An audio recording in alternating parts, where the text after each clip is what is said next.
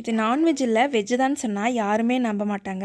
Mutton Cola உருண்டை சாப்பிட்ட டேஸ்ட்லேயே செம்மையாக இருக்கும். ஒரு கப் சோயா சங்க்ஸ் எடுத்து சுடு தண்ணியில் ஊற வச்சு தண்ணியை நல்லா பிழிஞ்சிட்டு ஒரு மிக்ஸி ஜாரில் ஆட் பண்ணிக்கோங்க. கூடவே ஒரு ஸ்பூன் மிளகாய்த்தூள், 1/4 ஸ்பூன் மஞ்சள் தூள், 1 ஸ்பூன் உப்பு சேர்த்து பல்ஸ் மோடில் அரைச்சி எடுத்துகிட்டு வந்துக்கோங்க. அரைச்சதை ஒரு பவுலுக்கு ட்ரான்ஸ்ஃபர் பண்ணிடலாம். இன்னொரு மிக்சர் ஜாரில் ஒரு துண்டு தேங்காய், 10 சின்ன வெங்காயம், 4 பல் பூண்டு, ஒரு துண்டு இஞ்சி, ஒரு கொத்து கருவேப்பிலையில் 2 ஸ்பூன் பொட்டுக்கடலை, 1/4 ஸ்பூன் சோம்பு சேர்த்து கொரப்பாக அரைச்சி எடுத்துகிட்டு வந்துக்கோங்க. இதில் தண்ணி சேர்க்கக்கூடாது. தண்ணி சேர்த்தோம் அப்படின்னா கோலா உருண்டை பிடிக்கிறதுக்கு வராது.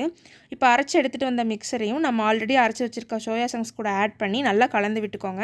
வாட்டர் இருக்கக்கூடாது. வாட்டர் இருந்தது அப்படின்னா நீங்கள் கடலை மாவு இல்லைனா கார்ன்ஃப்ளவர் மாவு ரெண்டில் ஏதோ ஒன்று ஒரு 2 ஸ்பூன் ஆட் பண்ணி கலந்துக்கோங்க.